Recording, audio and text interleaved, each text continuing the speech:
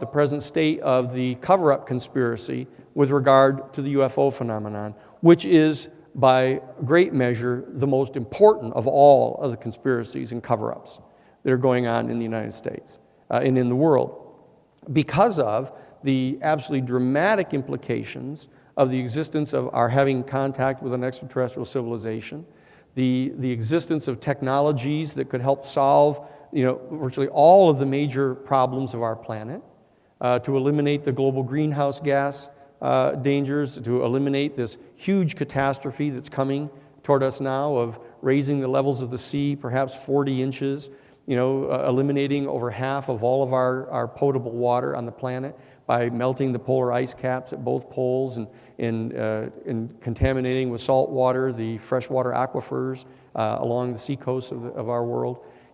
There's all kinds of extraordinarily important reasons why this particular cover-up, ranging all the way from the most practical and prosaic to the most profound, of really coming to understand what a civilization that has over perhaps 1 million years of advances beyond where we are might be able to share with us.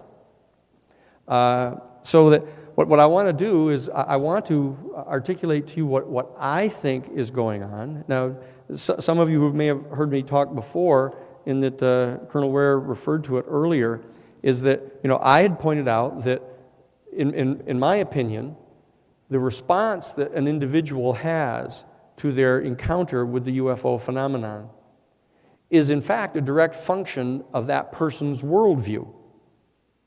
So that if in fact a person is an adherent to the second paradigm worldview, and I don't want to be too confused, but there's an entire octave of worldviews, a complete set of 8 worldviews. Now that's not coincidental. And just like it's not coincidental that we as a human species are able to physically discern only 8 primary colors in the spectrum of the red, orange, yellow, green, blue, indigo, and violet. And everything that is ultraviolet, we can't discern with our own faculties. And everything that is below the red spectrum, the infrared, we can't see either.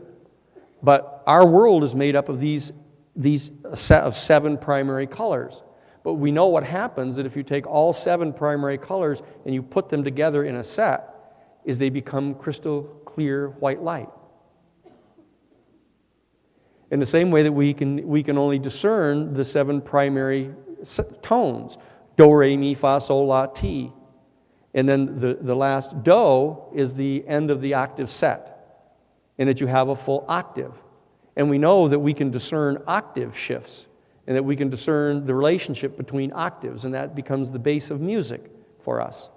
Okay? But the same thing is true. We are, in fact, a function. Our physiognomy is, in fact, a function of the planet on which we were gestated. So it's not surprising that we, too, are products of this octave perception system, in the same way that other things are in our universe. And so that what we have is we have 8 worldviews, an octave set of worldviews, and they have been arbitrarily numbered, 1 through 8. In the first paradigm worldview is the classic animist, primitive, shamanic worldview of the Native American people and Aboriginal people. The second paradigm worldview is the dialectical worldview, the kind of fundamentalist worldview of us against them and black and white and good and bad. And it's predicated upon a cosmology that actually believes in the eternal return, that our physical universe, they believe in the second paradigm worldview, is expanding and all the way out to the point where every ultimately irreducible quantum field of matter will stand separate and apart from every other one. But at that point, the impetus that has been imposed upon them by the Big Bang will have been completely spent, and it'll stand in a state of stasis, and the degree of attraction that every single ultimately irreducible integer of matter in the entire universe has one for another will at that point be superior and will start to draw back together again, and will then collapse back together to form quarks and muons and neutrinos and electrons and atoms and molecules and compounds and mixtures and planets and stars and galaxies again. And so that this whole thing will happen until they all contract back together to the point where every single ultimately irreducible integer of matter in the entire physical universe will be in direct physical contact with every other one. And that the entire universe will be the size of the head of a pin. At which point the polarity will be switched immediately, and they will all repel each and every other one. Not an explosion from the center out, but every single ultimately irreducible integer of matter in the entire physical universe will immediately repel every other one, causing the Big Bang again. And that this will oscillate like this, like a heartbeat, for eternity. And that's the second paradigm worldview, and that's where they get this dialectical perception underlying everything. And so there's a whole range of these worldviews, and each and every one of the worldviews has its own completely separate and definitively different cosmology. For example, the first paradigm cosmology believes that when that point is reached where, as we know, the universe is expanding out and away from the locus of the Big Bang, and all matter is disintegrating pursuant to its rate of atomic breakdown, each element. And that point is going on, and there will in fact come a point where every ultimately irreducible integer of matter in the entire universe, which would be an inchoate quantum field, will stand separate and apart from every other one. The adherents to the first paradigm worldview believe that at that point, the impetus imposed upon them by the Big Bang will continue to push them out and away from each other, and that the entire physical universe will disintegrate. It's called the entropy theory of the universe, and that it will all disintegrate into infinite and eternal space. It's kind of a bummer. It's the ultimate kind of pessimistic view of things, but what that causes them to believe that there is no ultimate referent for good and bad. It's all just going away, and so therefore there is no such thing as real value, and so therefore it generates kind of an authoritarian worldview that persons have to assert power and impose upon reality a set of meanings because there are none really.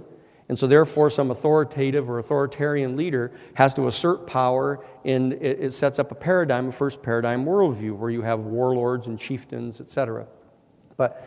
So what I'm saying is that these worldviews, going all the way from the extreme right of the first paradigm worldview to the second paradigm dialectical worldview, to the third paradigm existential worldview, to the fourth paradigm scientific, logical, positivist, materialist worldview, the classic Newtonian Cartesian worldview that is the champion of the scientific world.